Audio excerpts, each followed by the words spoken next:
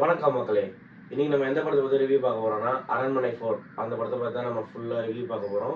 First அரண்மனை 4 அப்படின்னு சொன்னோடனே யார் யாரெல்லாம் நடிச்சிருக்காங்கன்னு பார்த்தீங்கன்னா, சுந்தர் சி அவர்கள், அப்புறம் நம்ம சார்பத்தை பரம்பரை சந்தோஷ், தமன்னா, ராஷி கண்ணா, யோகி பாபு, விடிவி கணேஷ், அப்புறம் கோவை சரளா, இந்த மாதிரி ஏகப்பட்ட பேர் நடிச்சிருக்காங்க. மொட்டராஜன் கூட ஒரு சின்ன கேமியோ பண்ணியிருக்காரு.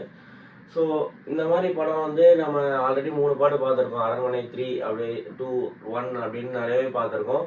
சுந்தர் சி வந்து சடன் பீரியட் ஆஃப் டைம்ல வந்து ஏகப்பட்ட கமர்ஷியல் ஆக்ஷன் பிளாக் படம்லாம் எடுத்திருந்தாலுமே ஒரு டைம்ல அன்பேசிவம் கூட எடுத்திருக்காரு. ஸோ அப்படிப்பட்ட டேரக்டர் இப்போ வந்து பேய் சீரிஸ் எடுத்துட்டு இருக்காரு. ஸோ அதில் தான் பார்ட் 3 வந்து ரொம்பவே சரியாக போகல, ரொம்ப சொதப்பலாக இருந்தது. அதில் நிறையவே வந்து ஃப்ளா இருந்தது. பட் அதுக்கப்புறம் வந்து நான் பார்ட் 4 எடுக்கிறேன், அதில் வந்து பார்ட் 4 வழியாக நான் கம்பேக் கொடுக்குறேன் அப்படின்னு வந்து இந்த படத்தை எடுத்திருக்காரு. ஸோ இந்த படத்தில் வந்து எனக்கு நிறையவே பாசிட்டிவாக இருந்தது.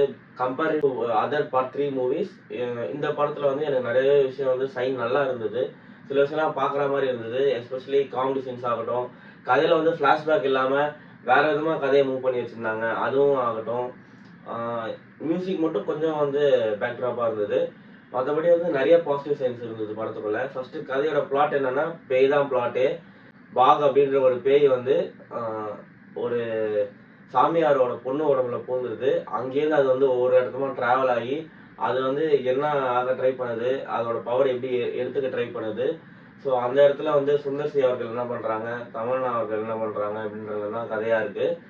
ஸோ ஃபர்ஸ்ட் வந்து இதுல நிறைய நம்பகம் இல்லாத தன்மைகளும் இருந்தது. பிகாஸ் வந்து சுந்தர் சி வந்து ஒரு மாதிரி நேர்மையான வக்கீல் அப்படின்னு சொல்றாங்க. பட் ஆனால் ஸ்டார்டிங்ல மட்டும்தான் அந்த போர்டிலலாம் எழுதி வச்சிருக்காங்க.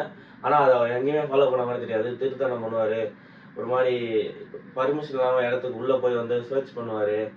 காஸ்ட்லியான வந்து ட்ரெஸ்லாம் போட்டிருப்பார். ரொம்ப வந்து ஏழையான லாயர் அப்படின்னு சொல்லுவாங்க. பட் ஆனால் அவர் போட்டிருக்க காஸ்டியூம்லாம் பார்த்தீங்கன்னா வந்து அடிக்கிற வெயிலில் ஓவர் கோட் போட்டு தான் வந்து வெளியே போவார். அந்த அளவுக்கு வந்து பணக்காரர் மாதிரி காமிச்சிருப்பாங்க. அதுவும் வந்து வில்லேஜில் போய் அவர் அந்த மாதிரி தான் ட்ரெஸ் போட்டுட்டு இருப்பாரு. அது ஏன் அந்த மாதிரி பண்ணாங்கன்னு தெரியல. இன்ஃபேக்ட் வந்து தமன்னாவோட ஆக்டிங் பற்றி சொல்லணும்னா ரொம்பவே நல்லா நடிச்சிருக்காங்க. ஒரு ஃபேமிலி கேர்ளாகவும் சரி, ஒரு மதராகவும் சரி, ரொம்ப சூப்பராக அவங்களால முடிஞ்ச அளவுக்கான எஃபர்ட்டை போட்டு நல்லாவே நடிச்சிருந்தாங்க. ராஷி கண்ணாக்கு பெரிய ஒரு ஸ்கோப் இல்லை. பிகாஸ் வந்து அவங்க ஒரு மாதிரி செகண்ட் ஹீரோயின் மாதிரி தான். அதுவும் இல்லாமல் அவங்களுக்கு படத்துக்குள்ள வந்து முக்கியமான ரோல் அப்படின்னு எதுவுமே இல்லை. கிளைமேக்ஸில் வந்து அந்த குழந்தைங்களை தூக்கிட்டு ஓடுறது தான் எப்பயும் போல எல்லா படத்துலையும் காட்டுற மாதிரி. மற்றபடி எக்ஸ்ட்ரா எஃபர்ட்டோ லைக் அவங்களுக்கு தனியான ஸ்க்ரீன் ப்ரெசன்ஸ் சொல்கிற அளவுக்கு படத்தில் அவங்களுக்கு ஸ்கோப் எதுவும் இல்லை. யோகி பாபு பற்றி சொல்லணும்னா நிறைய காமெடி சீன்ஸ் ஒர்க் அவுட் ஆயிருக்கு. எஸ்பெஷலி அவர் பண்ணுறதெல்லாம் வந்து ஃபேமிலி ஆடியன்ஸுக்கு ரொம்பவே நல்லா பிடிச்சிருந்தது.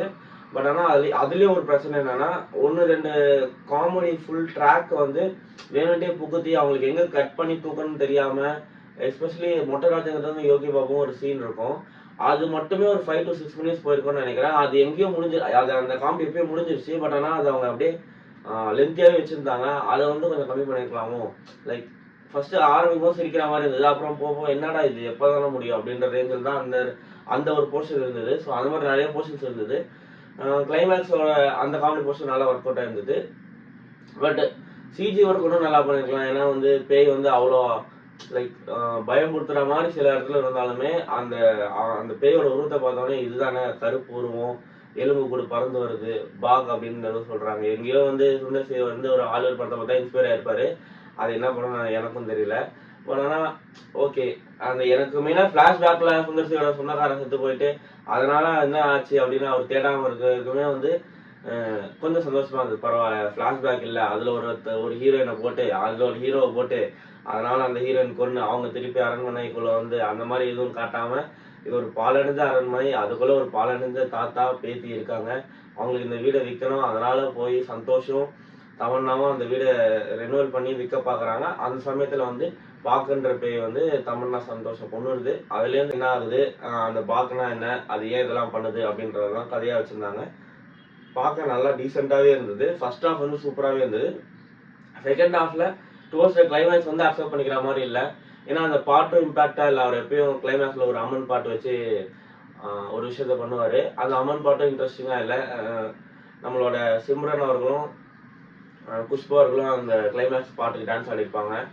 அந்த பாட்டு இம்பாக்டா இல்லாதனால அவங்க ஆட்டமும் இம்பாக்டா இல்லை அப்படின்றது தான் வந்து அங்கே ஒரு பிரச்சனையா இருந்தது.